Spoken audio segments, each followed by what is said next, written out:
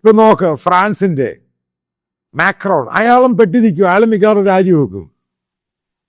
ഇതാണ് American tariff വലിയ പ്രശ്നം ഉണ്ടാക്കിയിട്ടുണ്ട്. പക്ഷെ ഇന്ത്യക്കെതിരെ 50% ടാരിഫ് ഉണ്ടായിട്ട് നമ്മുടെ പ്രധാനമന്ത്രിക്ക് യാതൊരു കുഴപ്പമില്ല. കാരണം ഈ രാജ്യങ്ങളിലെ നേതാക്കൾ അവിടുത്തെ രാജ്യക്കാരുമായിട്ട് അക്കൗണ്ടബിൾ ആണ്. ഇതിനകത്തൊക്കെ വലിയ തമാശ ഉണ്ടായിട്ടുണ്ട്. ഇവിടെ കർഷകന്റെ കാര്യം പറയുമ്പോൾ ഞാൻ അടുത്ത വീഡിയോ അതിൻ്റെ ഡീറ്റെയിൽ ആയിട്ട് പറയാം. ഇന്ത്യൻ ഗവൺമെന്റ് അമേരിക്കൻ കോട്ടന്റെ 11% ടാരിഫ് എടുത്ത് കളഞ്ഞു, നികുതി എടുത്ത് കളഞ്ഞു.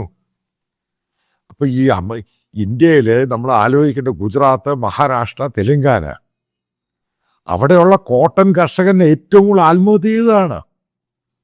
അമേരിക്കൻ കോട്ടൺ വന്നു കഴിഞ്ഞാൽ, കാരണം അത് നല്ല കോട്ടനാണ്, ഇന്ത്യൻ കോട്ടനേക്കാളും മികച്ചതാണ്, വളരെ സ്മൂത്താണ്. അത് വെച്ചുണ്ടാക്കുന്ന ഗാർമെന്റ്സിന് ഗ്ലോബലി ഡിമാൻഡാണ്. അപ്പൊ അതിൻ്റെ 11% ടാരിഫ് എടുത്ത് കളഞ്ഞ് ഇന്ത്യ ഗവൺമെന്റ്, ഇവിടുത്തെ BJP-ക്കാരും എന്നെ തെറിവിളിക്കുന്ന സംഘപരിവാറുകാരും പറയുന്നത് ഫാർമേഴ്സിന് വേണ്ടിയാ.